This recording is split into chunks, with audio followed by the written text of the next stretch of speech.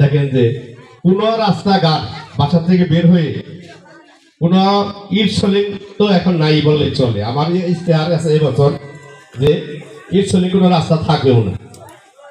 আর যেটার এই রাস্তাটা আমার গতবারের ইশতেহার আছে যে এই রাস্তাটা আমি আরসিসি ঢালাই দিন, একটু দেরি হয়েছে হয়তো 6 মাস। আমার বিয়ে আমার কথাই করে যে 6 মাসে দেরি হয়েছে থেকে যে দেখছি আপনি রাস্তার কথা কইছেন, রাস্তা করতেছেন না, এই জন্য আমার বিয়ে আমার রাগ করতাম কথাই করে।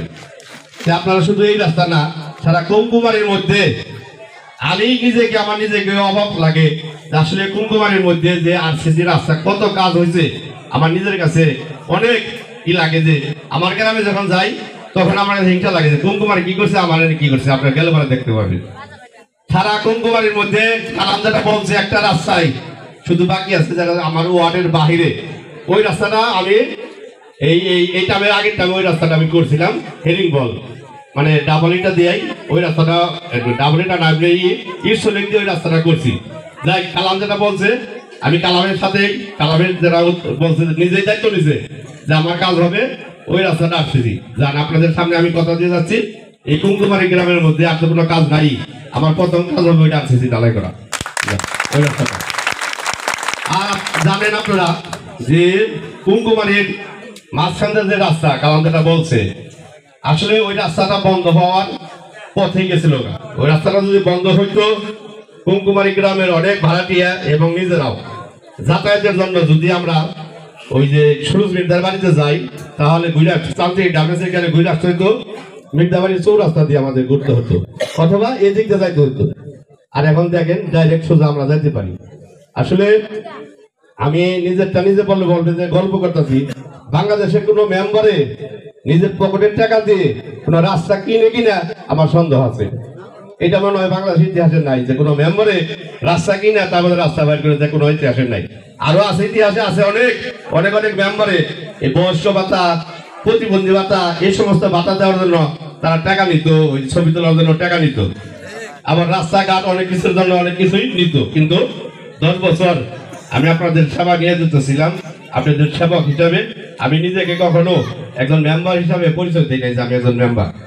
আপনারা সবাই জানেন যে আমি মাস্টারে ছিলাম, আর অনেকেই মনে করতেছেন যে আমি হয়তো মাস্টারে এখনো আছি, আমি মাস্টারে এখন নাই, আমি মাস্টার রিজাইন দিয়ে দিচ্ছি।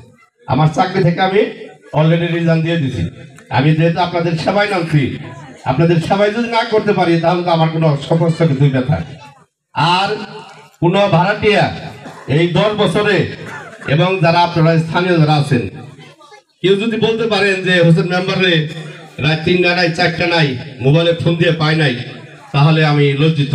মানে আমাকে যদি একবার রাত 3টার সময় একবার ফোন দিচ্ছেন তারপরে ওগুলো আমার মোবাইলটা মনে হয় যে আমি রিসিভ করছি, কি সমস্যা আমি বলছি। আর কোনো কাজে যদি আসছি আমি না পারলেও আপনাদের সামনে আসছি, কাজ থেকে তো উদ্ধার নাও করতে পারি, আপনাদের সামনে এসে দাঁড়াইছি যে কি করতে হবে বলেন, এইটা আমি না পারলেও আমি যুক্তি দিচ্ছি এটা করেন।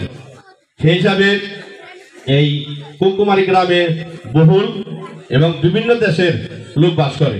ময়মনসিংহ আছে, শেরপুর আছে, রাজশাহী, দিনাজপুর, অনেক জায়গায় লোক বাস করে, পাবনা।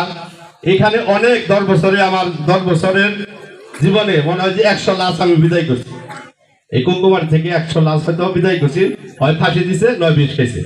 সেইগুলো আমি পুলিশের মাধ্যমে পুলিশের সহযোগিতায় যেভাবেই পারছি সেগুলো আমি বিদায় করছি। তাহলে একজন মেম্বার ওই যে যেটা বলবো ভাড়াটিয়াদের কি করি নাই আমি, আর আমার দ্বারা কারো কোনো এই ভেদবি হয়েছে কিনা আমার মনে হয় না, বিশ্বাস হয় না।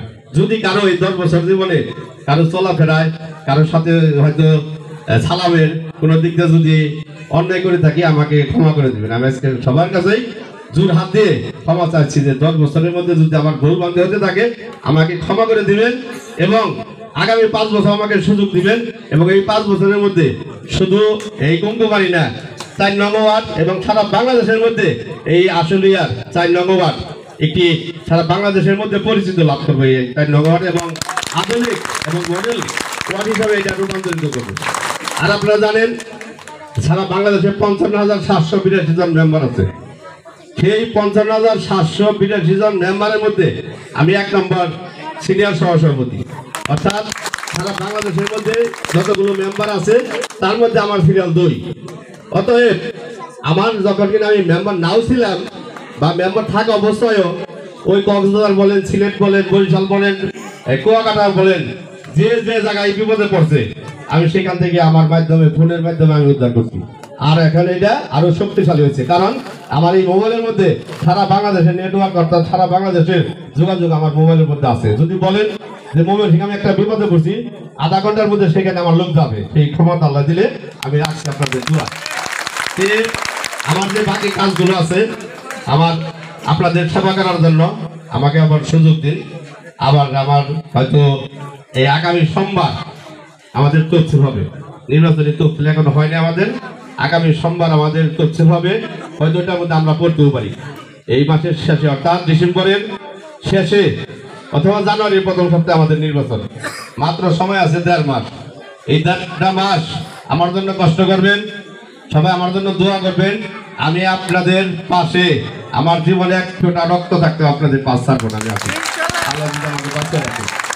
আর পরিশেষে যেহেতু সময় সংক্ষিপ্ত, আর অনেক লোক আমি দাঁড়িয়ে আছে, আমি পিছনেও দেখতেছি অনেক লোক দাঁড়িয়ে আছে, আমি সবার কাছেই ক্ষমা চাই নিচ্ছি যে এত লোক আমাকে এখানে আজকে আপনারা আসেন।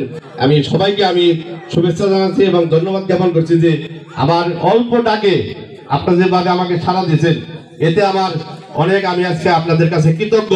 এবং এই কুমকুমারী কেন্দ্র থেকে আপনারা আমাকে বিপুল ভোটে পাশ করেন, তার প্রমাণ আজকে আপনারা এখানে দিয়েছেন। এই জন্য যারা আছেন এবং ভিতরে যারা আছেন, হয়তো মা বোন অনেকেই আছেন, আমার হয়তো আবার আমি বলি, আবার একটা কথা রিপিট করি, মানুষ মাত্রই ভুল, ভুল হয় না কার? শয়তানের।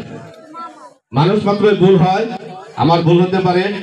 সেই জন্য আমি আবারও এই 10 বছর জীবনে আপনার কাছে যদি আমি কোনো অন্যায় করে থাকি, কোনো বেদবি করে থাকি, তাহলে আমাকে ক্ষমা করে দেবেন। আমি সবার কাছে ক্ষমা চেয়ে এবং আগামী 5 বছর আবার আপনাদের সেবা করতে পারি সেই সুযোগ চেয়ে আমি সবার সুস্বাস্থ্য কামনা করে আমি আমার বক্তব্য শেষ করছি।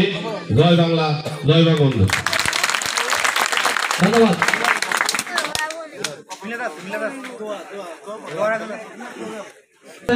মিলাদের পর আপনারা আগে উঠে যাবেন না, যে যেখানে আছেন ওইভাবে থাকবেন।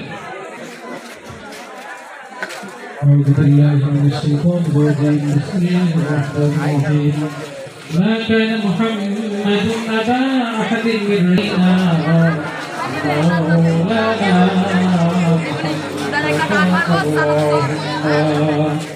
صل على تحيتهم ويلقونه سلام وأعد لهم أجرا كريما.